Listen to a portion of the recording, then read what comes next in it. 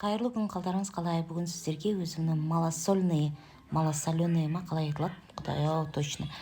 Короче айтқанда, соның рецептімен бөлісетін боламын. Өте керемет рецепт, жасап қараңыздар. Бұл менің анамның рецепті еді.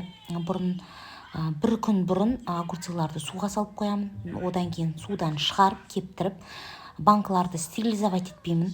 Мүлдем стерилизация мен банк қай-қайсын болса да жасамаймын. Сол себептен осылай жасап қараңыздар. Атылмайды, жарылмайды. Ішіне бүкіл специяларды саласыздар. Виноградный листья болса, оны да салғандарыңыз жақсы, дәм береді. Одан кейін тығыздап огурцыларымызды саламыз.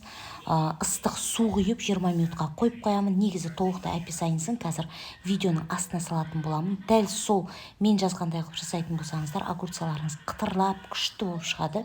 Және де жаңағы 20 минуттан кейін суларымыздың барлығын бір кастрюльге құйып, жаңағы ішіне тұзын және секерін саламыз мөлшерлеп, дәл описаниедағыдай.